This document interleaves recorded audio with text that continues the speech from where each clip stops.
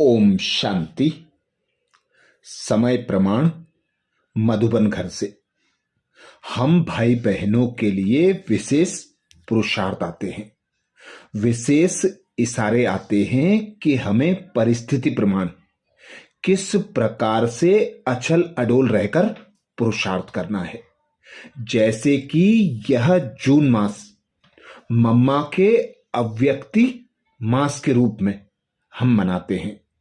मम्मा के जो गुण ज्ञान और शक्तियां हैं उनका मनन चिंतन कर विशेष तीव्र पुरुषार्थ कर मम्मा के समान बनने का पुरुषार्थ करते हैं। ऐसे ही बाबा भी विशेष इशारे देते हैं। बाबा कहते, बच्चे अभी अंतर्मुखी बन इस देह से न्यारे देही स्वरूप में स्थित रहने का अभ्यास करो। अंतर्मुखी हो कार्य करो तो अनेक प्रकार के विघ्नों से, व्यर्थ संकल्पों से, पुरानी दुनिया के प्रभावों से बच जाएंगे। इससे समय की भी बचत होगी और आत्मा रूपी नेत्र भी शक्तिशाली बनता जाएगा। अंतर्मुखी रहने से आत्माओं का आह्वान करना, आत्माओं से रूरियान करना, आत्माओं के संस्कार स्वभाव को परिवर्तन करना, आत्माओं का बाप से कनेक्शन जुड़वाना, ऐसे अनेकानेक सूक्ष्म रूहानी लीलाओं का अनुभव होगा। इसके लिए ब्रह्मा बाप समान एकांत प्रिय बन मैं आत्मा हूं, मैं आत्मा हूं, यह पाठ पक्का करो तो शांति और सुख के सागर में समाये रहेंगे और अन्य आत्माओं को भी अपने शुद्ध संकल्प और वाइब्रेशंस द्वारा, वृत्ति और बोल द्वारा, संपर्क द्वारा शांति और सुख का अनुभव करा सकेंगे। तो जून मास का जो विशेष पुरुषार्थ है, आत्मिक स्थिति में रहने का अभ्यास करो, अंतर्मुखी बनो। 1 जून से 10 जून तक के पुरुषार्थ का मनन इससे पहले वीडियो में हमने किया। अब 11 जून से 11 जून को बाप दादा ने सहज विधि बताई। जैसे ब्रह्मा बाप एकांत प्रिय होने के कारण सदा अंतर्मुखी रहे, मैं आत्मा हूं, मैं आत्मा हूं, यह पाठ पक्का किया, जिस कारण वे स्वयं भी सदा शांति और सुख के सागर में समाये रहे और अन्य आत्माओं को भी अनेक शुद्ध संकल्प और वाइब्रेशंस द्वारा, वृत्ति और बोल द्वारा, संपर्क द्वारा शांति की व सुख की अनुभूति कराते रहे। तो ऐसे ही ब्रह्मा बाप को फॉलो करना है। तो हम बच्चे भी अंतर्मुखी अर्थात मुख के मौन के साथ मन का भी मौन जितना बढ़ाते जाएंगे उतना आत्मिक स्वरूप में स्थित होते जाएंगे। स्वयं भी सुख और शांति की अनुभूति करेंगे। साथ में संबंध संपर्क में आने वाली आत्माएं भी हमारे द्वारा सुख और शांति का अनुभव कर सकेंगी। 12 जून को बाप दादा ने सहज विधि बताई। अंतर्मुखी की निशानी सदा सागर के तले में खोए हुए गंभीर मूर्त चेहरे द्वारा आत्मिक स्थिति के चिन्ह दिखाई दें। एक और मनन चिंतन करने वाला चेहरा और फिर रमणीक अर्थात मुस्कुराता हुआ चेहरा, दोनों ही लक्षण सूरत से प्रत्यक्ष होंगे। अंतर्मुखी सदा हर्षित मुख दिखाई देंगे क्योंकि माया का सामना करना समाप्त हो जाएगा। अर्थात जितना अंतर्मुखी बनकर सागर के तले में समाये हुए होंगे, बाबा की याद की लगन में मगन होंगे, बाबा के ज्ञान का मनन चिंतन करेंगे, बाबा से जो प्राप्तियां हुई हैं उन्हें स्मृति में लाएंगे, तो चेहरा सदा हर्षित मुख रहेगा। हमारे सूरत से प्रत्यक्ष होगा कि ये सर्व प्राप्ति संपन्न आत्माएं हैं, तो माया भी सामना नहीं करेगी और सर्व आत्माएं हमारे हर्षित मुख चेहरे द्वारा प्रभावित होंगी। ऐसे ही 13 जून को बाबा ने सहज विधि बताई। जब सेवा की स्टेज पर जाते हो तो यह अनुभव होना चाहिए कि यह आत्माएं बहुत समय के अंतर्मुखता की रूहानियत की गुफा से निकलकर सेवा के लिए आई हैं। तपस्वी रूप दिखाई दे, बेहद के वैराग्य की रेखाएं सूरत से दिखाई दें। जितना ही अति रुहाब उतना ही अति रहम। ऐसी सर्विस का अभी समय है।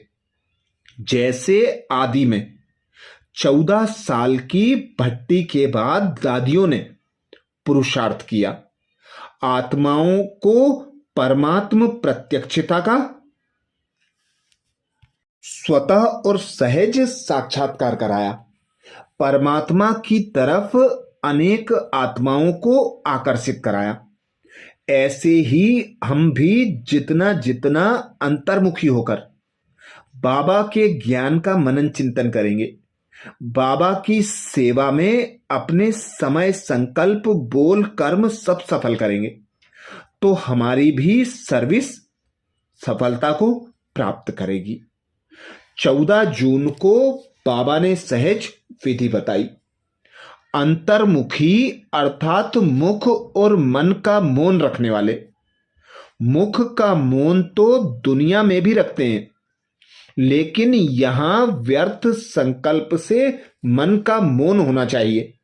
जैसे ट्रैफिक कंट्रोल करते हो तो व्यर्थ की ट्रैफिक को कंट्रोल करते हो, वैसे बीच बीच में एक दिन मन के व्यर्थ का ट्रैफिक कंट्रोल करो, अर्थात मन और मुख दोनों का मौन धारण करो, तो आत्मिक स्थिति में स्थित होते जाएंगे। सुख शांति की अनुभूति स्वयं भी करेंगे और औरों को भी करा सकेंगे। 15 जून को बाबा ने सहज विधि बताई। ज्ञान के मनन के साथ शुभ भावना, शुभ कामना के संकल्प, सकाश देने का अभ्यास, यह मन के मौन का या ट्रैफिक कंट्रोल का बीच बीच में दिन मुकर्रर करो। जितना अंतर्मुखता के कमरे में बैठ रिसर्च करेंगे, उतना अच्छे से अच्छी टचिंग होगी और उसी टचिंग से अनेक आत्माओं को लाभ मिलेगा। अर्थात बाबा की टचिंग को कैच करने के लिए भी बाबा इशारा दे रहे हैं कि ज्ञान के मनन चिंतन के साथ शुभ भावना, शुभ कामना के संकल्प हो, सकाश देने का अभ्यास हो। मन के मौन और मुख का मौन जितना बढ़ाएंगे, उतना बाबा की टचिंग स्वतः और सहज होती रहेगी। 16 जून को बाबा ने सहज विधि बताई। अंतर्मुखी आत्माएं कैसी भी परिस्थिति हो, चाहे अच्छी हो चाहे हिलाने वाली हो, लेकिन हर समय हर सरकम स्टांस के अंदर अपने को एडजस्ट कर लेती हैं।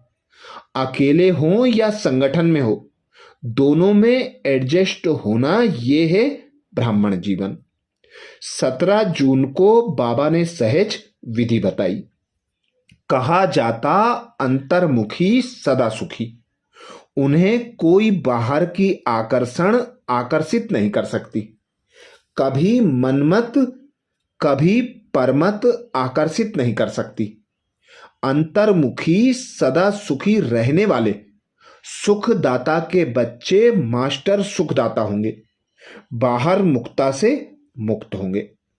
तो जितना जितना अंतर्मुखी बनेंगे, उतना बाहर की परिस्थितियों से, विघ्नों से, आकर्षणों से, आसक्तियों से स्वयं को मुक्त रख सकेंगे और जितना विनाशी देह से देह के संबंधियों के बंधन से, कर्म के बंधन से, सुख सुविधा के साधनों से स्वयं को न्यारा करेंगे, उतना अविनाशी सुख शांति का अनुभव कर सकेंगे।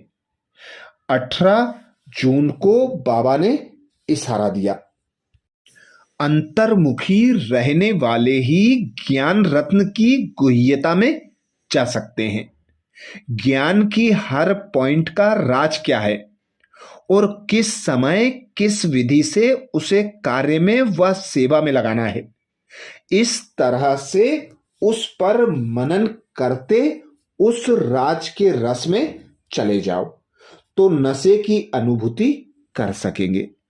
इसीलिए कहा जाता है बाबा के एक एक वाक्य वाक्य नहीं है, महावाक्य हैं।